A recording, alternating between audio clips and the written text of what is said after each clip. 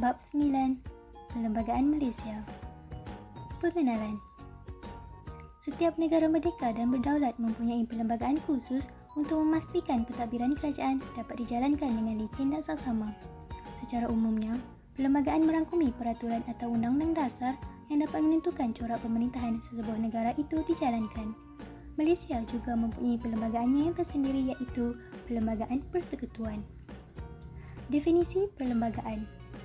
Perlembagaan merupakan satu dokumen yang mengandungi undang-undang dasar dan diangkat menjadi undang-undang tertinggi untuk mewujudkan suatu sistem tadbiran kerajaan yang teratur dan stabil. Undang-undang tertinggi ini merupakan punca kepada semua undang-undang, sama ada yang sudah terbentuk atau yang bakal digubal. Perlembagaan menerangkan kuasa-kuasa yang dimiliki oleh pelbagai anggota negara, hak-hak yang dipunyai oleh golongan yang diperintah dan hubungan antara golongan yang memerintah dan golongan yang diperintah. Oleh yang demikian, apakah tujuan sesuatu perlembagaan itu digubal? Tujuan perlembagaan digubal adalah yang pertama, menjamin keutuhan dan kedaulatan negara. Perlembagaan memberi peluang kepada warga negara menumpahkan taat setia kepada negara. Rakyat yang berpegang kepada satu perlembagaan memudahkan proses perpaduan nasional dan pembinaan identiti negara bangsa. Yang kedua, digunakan sebagai sumber rujukan. Perlembagaan sebagai undang-undang tertinggi negara dapat menyelesaikan sebarang masalah yang timbul dan mengelakkan berlakunya konflik di antara beberapa pihak. Yang ketiga, menjamin keamanan sesebuah negara. Perlembagaan dapat menjamin tidak akan wujud diskriminasi atau penindasan dalam kalangan rakyat. Dan yang terakhir, mewujudkan kestabilan negara. Walaupun pada dasarnya perlembagaan boleh dipindah, namun ia tidak boleh dilakukan dengan sewenang-wenangnya. Perlembagaan berfungsi sebagai alat penyelesaian masalah serta mengawal kedudukan rakyat dan pemerintah. Jenis-jenis perlembagaan. Terdapat pelbagai jenis perlembagaan, antaranya adalah perlembagaan panjang, perlembagaan pendek, perlembagaan bertulis dan tidak bertulis, perlembagaan berparlimen dan berpresiden, perlembagaan ketat dan perlembagaan longgar, perlembagaan bersekutu dan tidak bersekutu. Malaysia mempunyai perlembagaan persekutuan yang berbentuk bertulis dan berfungsi sebagai undang-undang tertinggi negara. Perlembagaan menentukan pelbagai perkara mengenai hak kebebasan asasi, kehakiman, pilihan raya, perundangan, peruntukan kewangan, kerajaan negeri, kerajaan persekutuan, kewarganegaraan dan lain-lain lagi. Seterusnya, apakah sejarah pembentukan perlembagaan Malaysia? Perlembagaan ini telah dirangka berdasarkan nasihat daripada Suruhanjaya Reid yang telah diketuai oleh Lord Reid pada tahun 1956. Antara garis panduan Suruhanjaya Reid adalah melindungi keistimewaan orang Melayu, melindungi kedudukan Raja-Raja Melayu, kerakyatan bersama seluruh penduduk tanah Melayu. Perlembagaan berkenaan berkuat kuasa sejurus selepas negara mencapai kemerdekaan pada 31 Ogos 1957. Pembentukan perlembagaan ini bermula daripada satu persidangan perlembagaan yang diadakan di London pada 18 Januari sehingga 6 Februari 1956 yang dihadiri oleh satu rombongan delegasi daripada Persekutuan Malaya. Rombongan tersebut diwakili oleh 11 orang ahli yang terdiri daripada 4 orang wakil Raja-Raja Melayu, Ketua Menteri Persekutuan Tanah Melayu, 3 orang menteri-menteri lain, Pesuruhjaya Tinggi British dan penasihat-penasihatnya, dan diketuai oleh Tunku Abdul Rahman. Ciri-ciri asas perlembagaan Malaysia. Perlembagaan Persekutuan Malaysia terdiri daripada 15 bahagian yang mengandungi 183 perkara dan 13 jadual.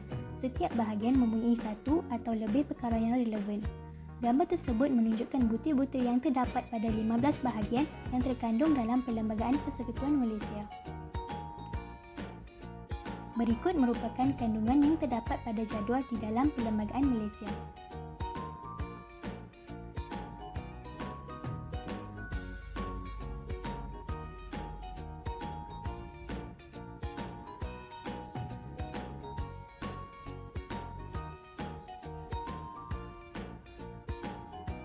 Perlembagaan Malaysia agak sukar dipindah, namun boleh dipindah melalui 4 cara, iaitu yang pertama, mendapat sokongan majoriti biasa. Yang kedua, mendapat sokongan 2/3 semasa bacaan kedua dan ketiga di kedua-dua majlis Dewan. Yang ketiga, mendapat sokongan 2/3 semasa bacaan kedua dan ketiga di kedua-dua majlis parlimen serta persetujuan majlis raja-raja. Dan yang keempat, mendapat sokongan 2/3 semasa bacaan kedua dan ketiga di kedua-dua majlis parlimen serta mendapat persetujuan yang di-Pertua Negeri Sabah dan Sarawak bagi pindaan yang berkaitan dengan negeri-negeri tersebut. Unsur-unsur tradisi dimasukkan dalam Perlembagaan Malaysia kerana unsur merupakan sebahagian daripada proses membentuk perlembagaan negara.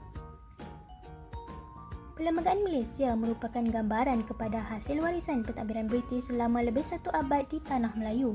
Unsur tradisi yang wujud adalah merupakan satu keperluan untuk menstabilkan sistem politik negara, memastikan kekukuhan dan kelancaran perjalanan perlembagaan serta memberikan identiti kepada negara yang baru muncul. Unsur-unsur tradisi ini dihubung kaitkan dengan Pakatan Murni sebelum kemerdekaan tercapai iaitu yang pertama, sistem beraja, kedua, agama Islam, ketiga, bahasa Melayu, keempat, kedudukan istimewa orang Melayu. Unsur tradisi yang pertama ialah sistem beraja. Ia merupakan elemen terpenting dalam sejarah pembentukan Perlembagaan Malaysia. Sultan atau Raja-Raja Melayu merupakan tonggak politik dan kedaulatan kuasa Melayu sejak zaman Kerajaan Melayu tradisional. Sistem beraja juga menjadi simbol kekuasaan dan kesetiaan orang-orang Melayu. Perkara 153 dalam Perlembagaan Malaysia menetapkan Yang di-Pertuan Agong sebagai Ketua Negara. Sebagai Ketua Negara Malaysia, Yang di-Pertuan Agong berada di kemuncak ketiga-tiga bidang kuasa iaitu eksekutif, perundangan, kehakiman. Sultan dan Raja-Raja mempunyai keutamaan melebihi semua individu di Malaysia dan kebal dari segi undang-undang di mana baginda tidak boleh didakwa dalam mana-mana perbicaraan mahkamah kecuali dalam mahkamah khas Raja-Raja. Unsur tradisi yang kedua adalah agama Islam. Islam telah menjadi pengaruh terbesar dalam kehidupan masyarakat Melayu sejak 500 tahun dahulu. Perlembagaan Malaysia dalam perkara 31 memperuntukkan bahawa agama Islam sebagai agama rasmi persekutuan, namun kebebasan beragama juga diberikan kepada rakyat yang pelbagai etnik untuk dianuti secara aman dan harmoni. Pengiktirafan Islam sebagai satu keutamaan di dalam perlembagaan memastikan kelancaran pergerakan agama Islam di samping memastikan kuasa untuk perbelanjaan dan pentadbiran Islam terus terpelihara. Unsur tradisi yang ketiga yang terus dipelihara dalam perlembagaan persekutuan adalah bahasa Melayu. Bahasa Melayu pernah menjadi bahasa lingua franca di Tanah Melayu dan Asia Tenggara.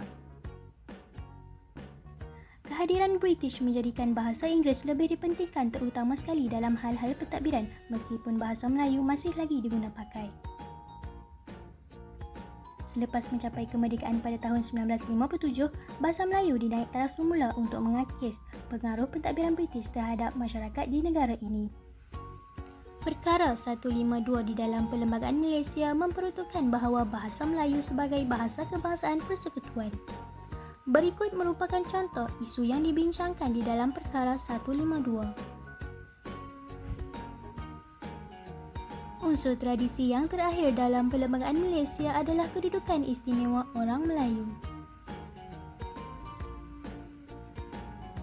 Perkara 153 dalam Perlembagaan Malaysia memperuntukkan Yang di-Pertuan Agong bertanggungjawab untuk memelihara hak istimewa orang Melayu dan Bumi Putera Sabah dan Sarawak serta kepentingan sah kaum lain.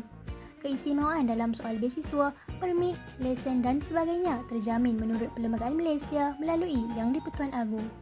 Hak istimewa orang Melayu telah diperkenalkan supaya pembelaan dan bantuan dapat diberikan kepada orang Melayu dan Bumi Putera, mengiktiraf kedudukan orang Melayu sebagai penduduk asal negeri ini serta mengembalikan hak dan kedudukan orang Melayu kesan daripada penjajahan British. Unsur tradisi dalam Perlembagaan Malaysia memainkan peranannya yang tersendiri. Unsur tradisi yang terdapat di dalam Perlembagaan Malaysia dianggap unik kerana melambangkan identiti negara kita yang berdaulat. Keempat-empat unsur tradisi ini mencerminkan ciri-ciri kemelayuan yang merupakan asas bagi kelinsinan perjalanan perlembagaan Malaysia. Unsur-unsur tradisi juga dikenali sebagai isu-isu sensitif yang telah diberikan hak dalam perlembagaan untuk tidak dipersoalkan lagi. Perkara ini terkandung dalam Akta Hasutan 1948, Perkara 10 Perlembagaan Pindaan Fasal 14. Unsur-unsur ini penting kerana ia menjamin kestabilan politik dan sistem pemerintahan yang cekap lagi adil. Seterusnya, dapat mengelakkan sebarang ancaman oleh perkara yang tidak sewajarnya dilakukan oleh rakyat. Tanpa unsur tradisi tersebut, keseimbangan negara tidak akan tercapai, seterusnya mencetuskan perpecahan di antara kaum. Sebagai kesimpulannya, Perlembagaan Malaysia merupakan undang-undang tertinggi yang menentukan corak sistem kerajaan kita.